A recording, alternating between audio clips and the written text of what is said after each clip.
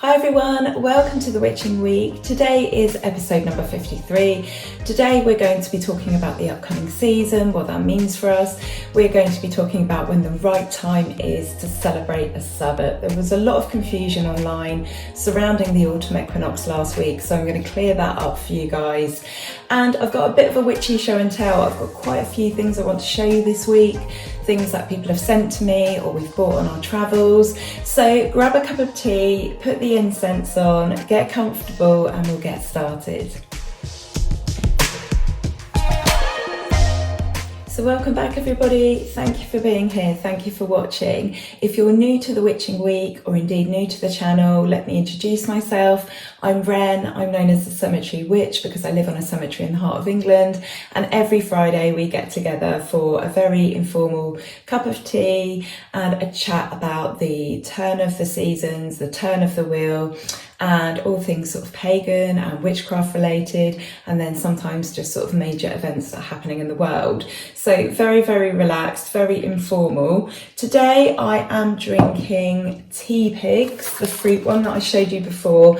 I'm sort of alternating between the Tea Pigs and this Tetley Superfruit Immune Boosting Tea, both really, really nice. I don't do regular tea, I don't do coffee, I don't do milk.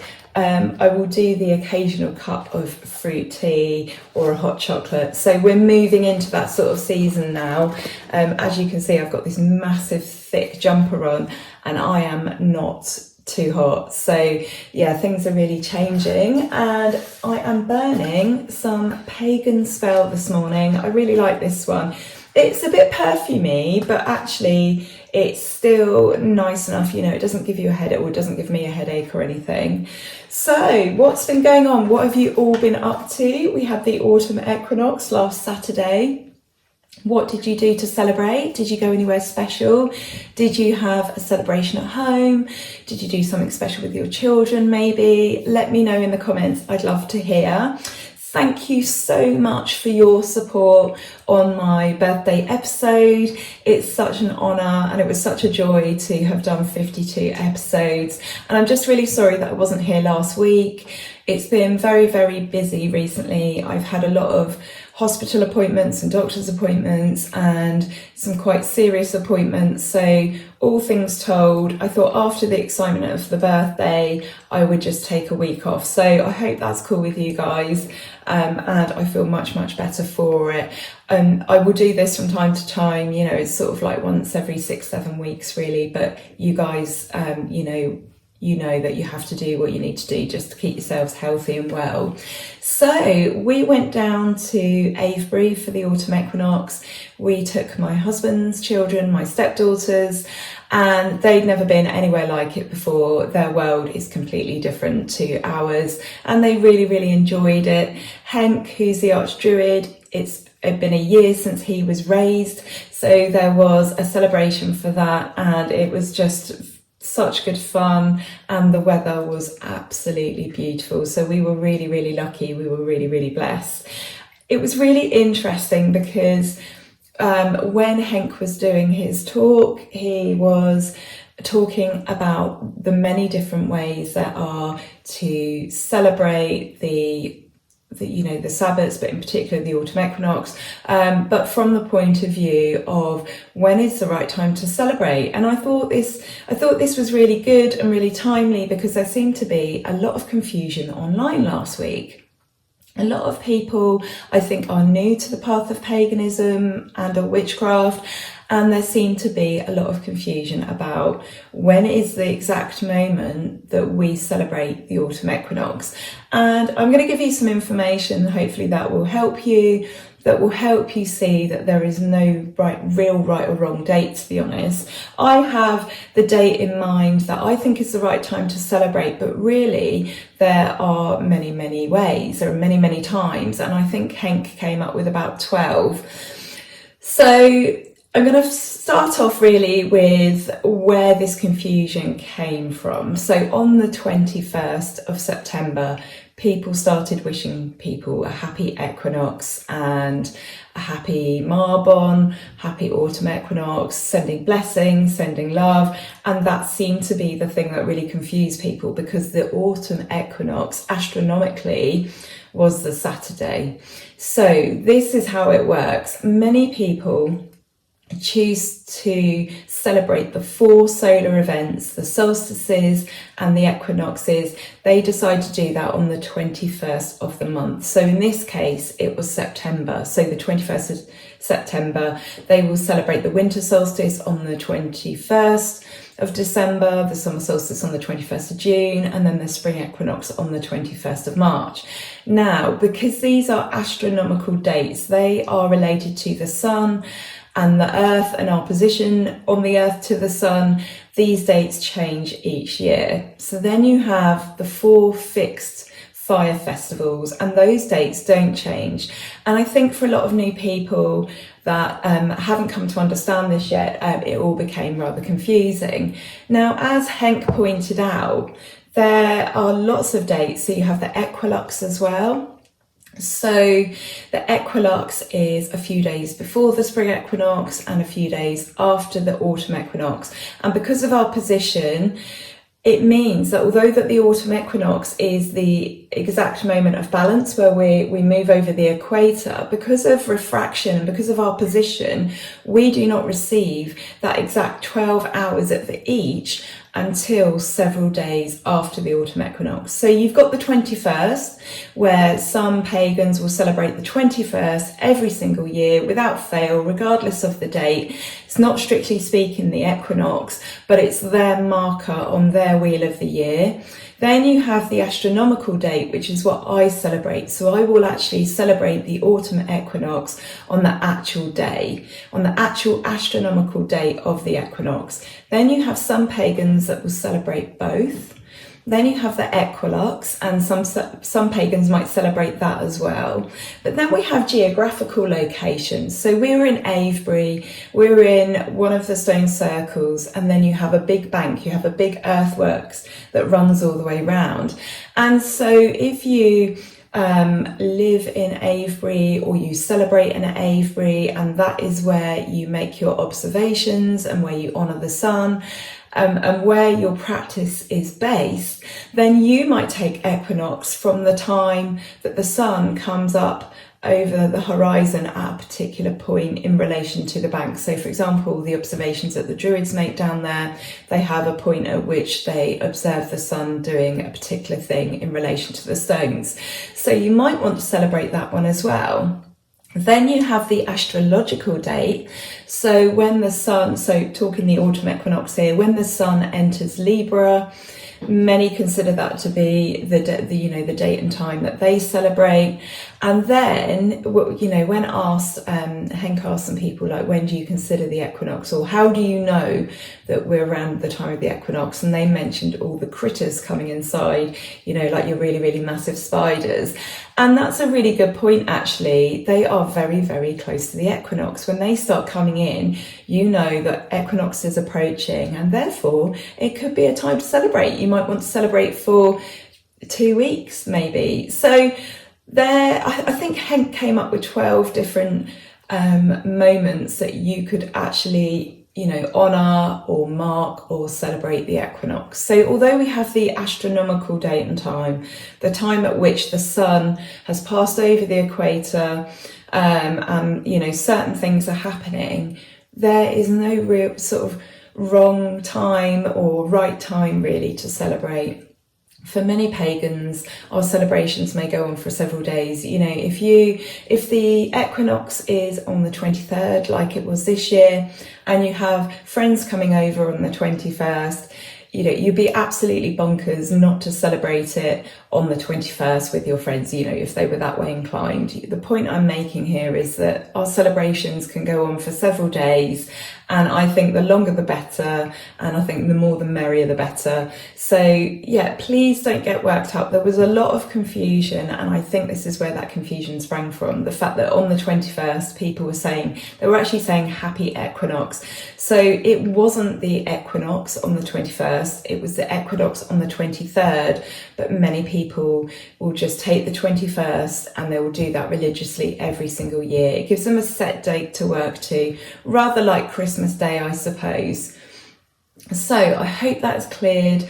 Probably not the way I ramble, but I hope that's cleared that up for some of you. It can get quite confusing there, and I think as we all come to understand the wheel of the year better and these solar events and these dates that we have in our calendar, and we come to learn the history behind them as well, I think it actually just opens up more possibilities for celebration and honouring and observing. But I think it also brings up a lot more confusion as well, because I've seen there's a lot more information about the equinox being put out there. I would say 10 years ago most pagans had never even heard of the equinox, or apart from perhaps your druids that are out there doing it. But for sort of just people coming to paganism, almost sort of from the mainstream and the general pagan population, so many people hadn't heard of the equinox before. And obviously, as we now have the internet and we're sharing information with each other, we are becoming more and more educated, which is absolutely fantastic. But it also means that there's room for confusion as well, because if you're new to the path, you're like, well, what's the equinox then? What's the equinox and why are people celebrating on the 21st? It can all get really, really confusing. So if you have any more questions, you're still not sure or you don't understand, then give me a shout and I'll help you out as best I can. So, talking of the big spiders that are about this time of year, don't worry, I'm not going to put any pictures up this time.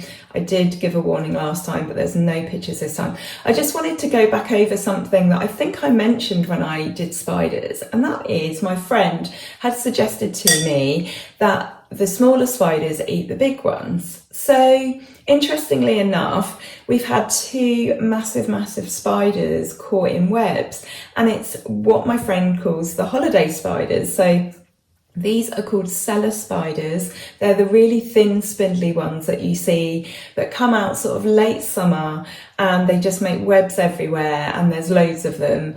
And these guys, I think they're known as daddy longlegs to some people. Now, that's not to be confused with the daddy longlegs that are the crane flies. They're a completely different thing altogether. I think perhaps in America, you guys call cellar spiders daddy longlegs spiders. But anyway, they're the really, really thin ones, and they're always in the corner of rooms. So they'll be up the top or they'll be down the bottom. And we tend to sort of like try and keep on top of the cobwebs and keep on top of the spiders. It's, we don't like doing it, but we get hundreds and hundreds. Apparently an old house like this will literally have tens of thousands of spiders. And I can well believe that, because on one day I could deal with like 50 spiders. But anyway, we tend to clear the webs away, and we've discovered that maybe that's not such a good idea.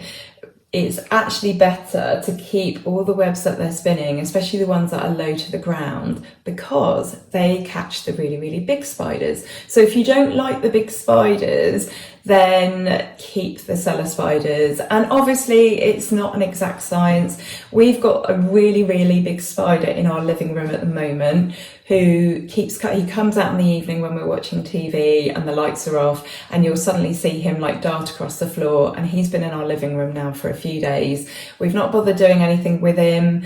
We don't kill our spiders. I mean, the cellar spiders, it's difficult. They tend to get vacuumed up, and we really don't like doing it, but there is literally hundreds of them, hundreds and hundreds. The big ones, we will catch them and we will put them down in the chapel. So we'll relocate them, because obviously they're house spiders. They're not really meant to go outside. They're used to living inside, but we don't, killing is not our thing. That's not something we want to do. But the cellar spiders, it's a circle of life. It's up to them. And so we've got this really massive big spider in our living room at the moment. And to be honest, the 5 years that we've been here, we've had so many massive spiders that we're almost beyond even bothering to just relocate them now. So there's one running around in the living room. I'm hoping that he won't be caught. I'm hoping that he gets to sort of like live out his life enjoying our living room, because we enjoy our living room. But if you are afraid of the really, really big ones and you do get them, it's worth keeping the little spindly ones. And it's tricky really, because most people that are very, very afraid of spiders tend to be afraid of them all, no matter what the size. For us, we're just not so bothered either way. But the big ones, you know, as beautiful as they are in their own right, they can be really, really quite scary, and they just move so quickly. So yeah, so that is the deal. My friend was right, and I looked this up online and she's absolutely correct. Hello Sam, if you're watching. The holiday spiders, as she calls them, actually catch and eat the bigger ones. So I just thought that was so interesting, because one, you just, you know, you don't imagine that the spiders eat each other, and two, the spindly ones are just nothing compared to the big ones. But apparently they make webs in the corner of the rooms from wall to wall, and that's how they catch the big ones. So yeah, really interesting. I absolutely love all forms of wildlife and insects and things like that, and it's something that we've learned this week. So yeah, thank you for that information, Sam. We've seen the proof this year. So we're now in what many of you guys call spooky season, aren't we? We've left the autumn equinox behind, which means that we have more hours of darkness than we have light now. So we've gone past that point, we've tipped the balance. Oh, and there's just one thing I wanted to add as well to me talking about celebrating in sort of in association with a geographical location. That's just made me think of something. The Long Man of Wilmington, he had full sunshine at the autumn equinox, but once we get to Samhain, he will be in darkness all the way until the spring equinox. So this is a white chalk figure we have in the British countryside down, I'm trying to think what county he's in. I think he might be Wiltshire or he might be Dorset, but anyway, he's called the Long Man of Wilmington, and he is on a hillside. So yeah, that's just another interesting point in terms of, you know, celebration and honouring and observing. So, but yeah, we're moving into that season now. We're moving into spooky season towards Samhain. And yeah, you can tell, can't you? I mean, for a start, I'm in a massive thick jumper. We're getting those misty mornings now. It's very, very damp. It's very, very damp at night. We've got dew on the grass every morning now.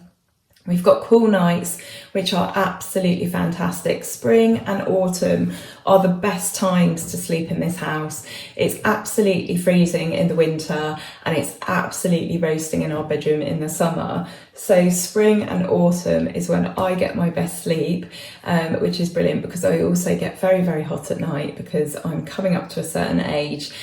And we have the colours starting to change outside. The trees tend to be fully turned come October, sort of come mid-October. So at this stage, we're only just starting to get, I'm looking out the trees now, but a few sort of tinges here and there, but we're nearly in October now. And we have warm sunshine still. So this last week, we've had like 18 degrees. We've even had 20 degrees. I think it has been unseasonably warm. That weather is set to continue into October, I think. We're obviously caught under some sort of weather pattern at the moment, but that's absolutely brilliant for us here in this old house. We need it to be warm and sunny for as long as we can, because we will get absolutely freezing in here. You know, that can happen in September if the weather is bad. So we need to hold off because of putting the heating on for a couple of hours each day. I should say, had hubby's birthday yesterday. So yeah, we've moved into spooky season, haven't we? We've moved into that interesting part of the year when everyone gets very, very excited.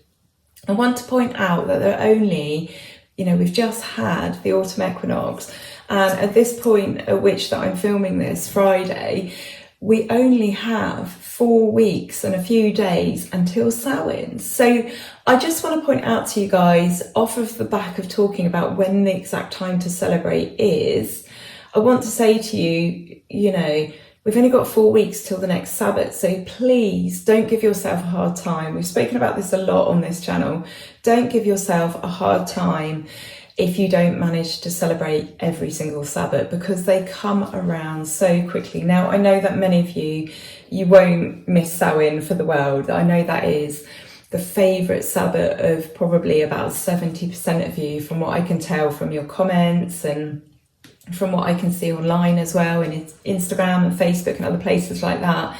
Samhain seems to be the favourite one, alongside Beltane. And of course, those are the two very, very important ones that split the year into two halves, summer and winter, light and dark.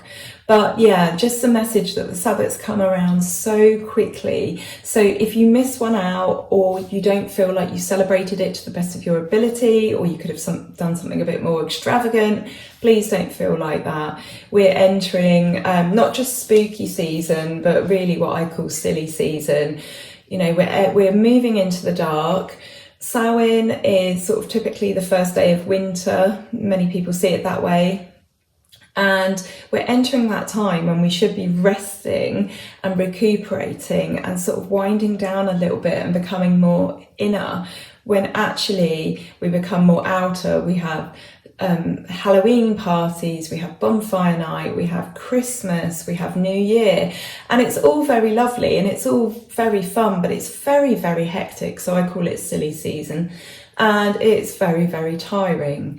So I wanted also to let you guys know, those of you who find the winter difficult or are not looking forward to it, or struggle with the dark, or maybe seasonal affective disorder, we only have 2 more Sabbats until the days start to get longer again. So we have Samhain and we have the winter solstice.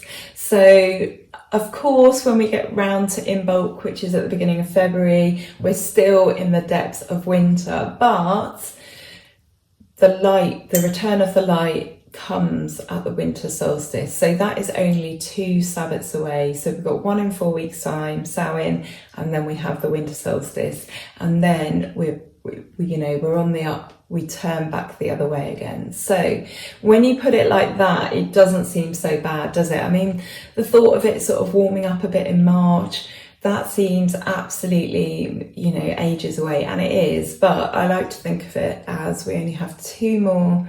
We have only 2 more Sabbats sort of related to the darkness and the depths of the darkness, and then we're going to start coming out of that again. So hopefully that's a thought that keeps you going. I am now moving on to the part of my video where I want to show you some things that I have either bought or been given, and there's quite a bit to show you this week. So I bought some essential oils in my local co-op. These were massively reduced down. I think they were about £14 before, but I got them for £6, so £2 a bottle, not bad.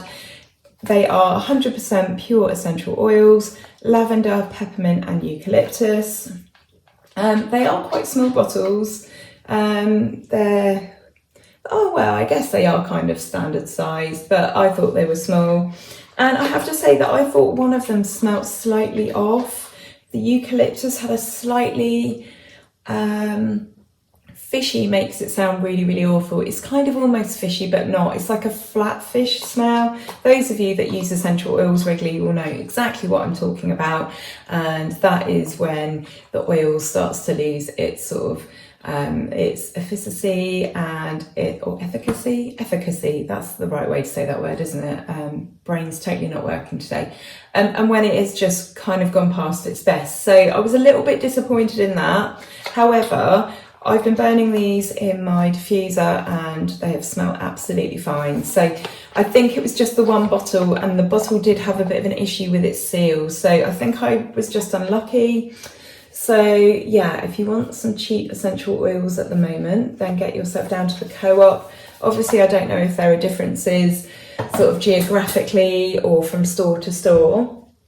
Something else I wanted to show you was this lovely green man that we got down in Avebury in the shop. I just love these spirals, and he's unlike any of the ones that we have. We've got a wall going up our stairs where we have a collection of green men, which is really, really fantastic. However, this was an idea of mine that I had for when we got married. So my husband and I, we were hand fasted in 2016. Then we got married, in 2019, and we didn't invite anyone. We didn't have a party, we didn't have readings, we had a little bit of music, but we always planned to have a party, and nobody was going to know that we'd already actually legally done the deed. There were several reasons why we wanted to do it that way, but then the pandemic happened, so we've not had our wedding yet. And I wanted to ask people that if they really wanted to give a gift, but my first request would be, don't give us a gift, because we have everything we need at our age. But my choice would have been, if you really want to give us something, please find us a green man and we will create a wall in our home of our wedding green men. Now, my husband, he has no patience whatsoever. He'll forgive me for saying that, because he would be the first to admit that, and he started a green man wall because we already had several. So now, instead of wedding green men, we have our trips from out and about and things that we do together green men. So we got this one, and I must write on the back of them where we get them from and the date and the time, because we've got loads up on the wall and I can't remember now. He would be able to remember, but I can't. So yeah, isn't he lovely? And the best thing about him was he was about £13. This is the thing I love about green men, is they're not expensive generally on the whole. So yeah, he'll be going up on the wall soon. I have also received this lovely gift from my friend Mel in Australia. Absolutely fantastic gift. Thank you, Mel. I don't know if you're watching. You are a wonderful, wonderful human being. Now, it smells absolutely divine. I wrapped it all back up so I could show you. This was how it came, and let me just open it up. So Mel has wrapped this gift up in a little table piece, which is beautiful, which goes on the altar. Oh look, I really did wrap it all back up because I wanted to show you guys, because it's always lovely to show you. So a bit of lace, bit of, is that lavender or is that verbena? I can't tell. The brain's not working today. And then inside this wonderful package is a beautiful little cat that Mel made me. So you can find Mel on Instagram. She is at, I knew this would happen, but when I came to doing it off the top of my head, I would forget, even though I know exactly, I know her address and I know who she is. Mel at The Intuitive Cat. The thing that's throwing me is the name of the new page. So it's Intuitive Cat Creative. Sorry, Mel, you know how it's going at the moment. So look at this. She is called Hebe, and isn't she the most delightful little cat ever? This is handmade by Mel in Australia, and she's come all the way here. Now, Mel sent it with some incense and a lovely little amethyst incense holder. Thank you for that. And a letter, and just a little note about Hebe. So Hebe is a handmade cat beastie just for you. So you shall finally have your own cat. Thank you, Mel. She's made with love, incantations of beauty and friendship. She has a purple amethyst heart and special hand stitching. She has a protective black knotted necklace and is a fabulous listener. To welcome this little one in, please leave an offering of sweet tea and a biscuit and treat this little one as a friend. She has her own friendship pin too. They've been made just for you. Love, Mel and the kitties. So thank you so much, Mel. She's absolutely wonderful. She's got a button that says handmade with love. She's got stitching up the back, because obviously she's stuffed with all sorts of magical goodness. And she's got this beautiful scarf and this little friendship pin, which I can take off and wear. So isn't that absolutely adorable? Thank you, Mel, so much from the bottom of my heart. She arrived on a day that wasn't so good, and although it was fine, but when I unwrapped this, it just, everything came pouring out. So thank you, Mel. So got some other bits I want to show you as well. I received a really amazing package from, let me just take a sip of my tea. I'm a bit scattered today, aren't I? I'm a bit all over the place today. It's because I've had a break. It's amazing how not doing this for 2 weeks my brain really gets out of the habit of doing this. So this is why I shouldn't miss the Witching Week, but obviously sometimes you just have to. But let me show you this box from Lucy. Lucy has a business called Raw Eden Beauty Apothecary. And she sent me a box of goodies. Now, this isn't a set box. This is items from 2 collections. So first of all, I'm going to show you the Moon Goddess collection. I think I've got that right. Yeah, Moon Goddess collection, and that is natural skincare products. So I'm just going to get them all out of the box first, and then I'll show you what I've got. I'm not going to go into this too deeply because I'm actually going to do a review video on this, so that if you want to listen about these products, then you can. So first of all, I'm just going to point out she put me a dropper and a spray top in there, which was really kind and thoughtful, so thank you, Lucy. So she sent me Magic Mist micellar water. She sent me a beautiful So Soft washcloth, Magic Melt makeup remover, and the Moon Goddess night oil. I'm not going to say too much because I am going to review these products, but can I just say, as an aromatherapist commenting on these are out of this world. I was blown away. That's all I'm going to say for the moment. She sent me a lovely letter. She sent me a flyer just with a price list of all the various beauty products, and also she sent me some products from her witch collection, which are magical tools. So she sent me some flower essences. This one is incredible. You need to hear all about that in the other video when I make it. She sent me a fixed candle, so that is fixed with an intention, so this is for magical work, and some Florida water, which I've never tried before, never smelt before, was always really intrigued by it. And she sent me instructions to go with these items, how you actually use them in spell work. So for the time being, go out and check out her. She's got a website, but she's also got an Instagram page. It's Raw Eden Beauty. But I'm going to come back to you and tell you about these, but they are absolutely incredible. So I'm so grateful, Lucy. I know you're watching.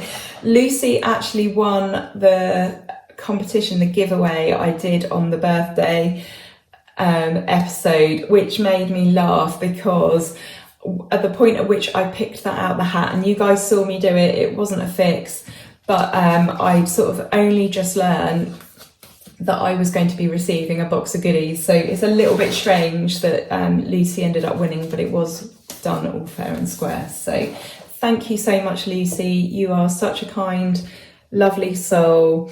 And I really need this stuff because I think I'm heading into perimenopause and my skin has just changed. So I need some good quality products. So I'm going to tell you all about these, but go and have a look in the meantime. Lucy is an absolute superstar. So many nice people in the witchcraft and spiritual world that are just so talented. It really just sort of makes me wonder what my talent is, to be honest. I don't think I have one. I'm a bit of a jack of all trades, master of none. But I promise you, ladies, I'm just sending you the love from my heart because that's all I have. That's all I'm good at.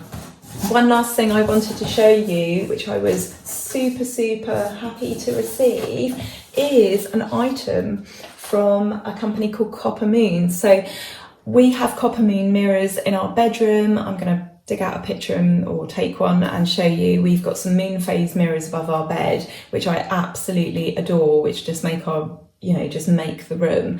But they have sent me something. When I opened the box up, lovely black sparkly tissue paper, but they sent me this amazing and beautiful, what is it? It's a bookmark, isn't it? A bookmarker. And see, brain's not working. And this lovely lunar moth, not working, brain's not working. They sent me a lunar moth crystal shelf, a big one. That's just a little something in the package. And I cannot wait to get this up on the wall. I didn't realise that it lights up because look, on the back there's all this wiring. So this is a crystal shelf, a lunar moth crystal shelf. Take that off, and that is going to go somewhere in my house. Isn't it beautiful? It's absolutely fantastic. So my contact at Coppermoon is Lily, so thank you so much. Go and check them out. They're a really, really fantastic company. They're down in the New Forest, I believe, and they make everything by hand. Now, I love Coppermoon and the story behind them because it started off as a one-woman business. She made everything. She suffered with chronic illness, so she needed to find a way to support herself. So she combined her love of crystals and healing and creating nice environments with her woodworking skills that she learned as a child to be able to bring in an income. She wasn't able to work for other people, so she started off, and now her company's grown to 12 people. They think really carefully about where they source their wood and, you know, the packaging and things like that. They're really well worth checking out. If you want some nice bits for your home and you want to go with a company that think really carefully about what they do and about the message they get across as well. When you go to their page on Instagram, it's lovely, it's very uplifting, it's all about mindfulness, and it's just about, you know, looking after your mental health and creating nice spaces so that you can feel good. For those of us as well that, you know, live or work or, you know, have some sort of spiritual, you know, background, or we do that sort of work. So brilliant for therapists, you know, like if you have a therapy room or something where people come for massage, lovely items that you'd be able to put in that room and make you feel really special. So yeah, check out Coppermoon, check out Raw Eden Beauty Apothecary, and check out Mel over at Intuitive Cat Creative. That is the page that she is selling her little cats from. So absolutely gorgeous things. Thank you so much, ladies. I think that's everything for today. Time to do some cards now. It's turned out to be an absolute whopper this week. Next week will probably be a little bit quiet in comparison. Now I've shown you all that. So let's do some cards. So I have shuffled these beforehand, making the intention that we will pick out the right cards to give us a sort of a little look at the energy ahead, what might come up, how you might react, how you might feel. If you could see me now, it's really funny because you're looking at me and you've still got this serene sort of picture in front. But if you could see my desk, I say desk, I'm sat in the kitchen, so it's the kitchen worktop. But yeah, it's really funny. There's just stuff everywhere. So I'll need to have a bit of a tidy up in a minute between videos. I'm going to review Lucy's box in just a moment after this. So expect that video up soon.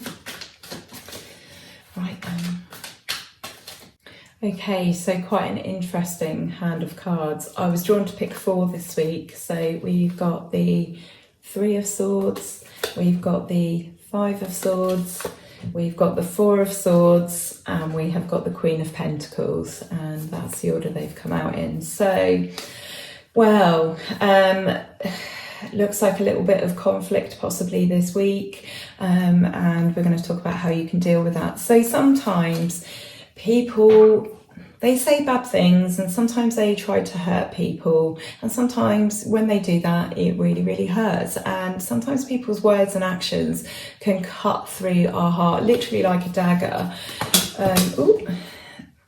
And sometimes people, they do this because they want to be right, and they always want to be right, and that means more to them than actually sometimes just taking a step back and going, no, actually you're right, and that's fine. And you just, the message here is to recognise that this week, and to not take to heart these things that people say. Do not take to heart the fact that some people are really belligerent and just must win at all costs, okay? What you need to do is take a step back and think about, you know, why is this person behaving like this? What have they got going on in their life to make them behave in this way? And no, that doesn't excuse the behaviour. That doesn't excuse the horrible things that they might say. This doesn't excuse the fact that they might have been belligerent and difficult and argumentative and just basically a complete pain in the butt. But we do have to take a step back and ask ourselves sometimes, why is this person behaving this way? What has this person got going on in their life that makes them feel the need to do this? What aspect of their personality makes them feel that they need to do this or that they can do this?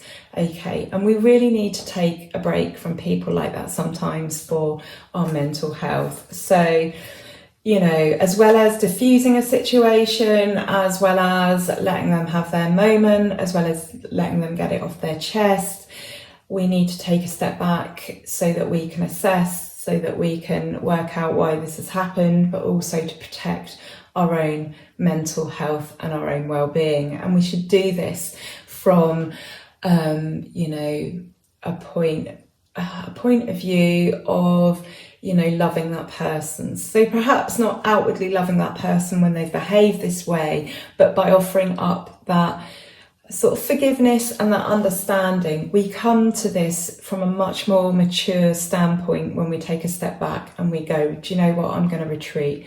I'm going to go rest over here. If that's how you feel and that's what you want to say and that's what you want to do, that's fine. But really, sometimes you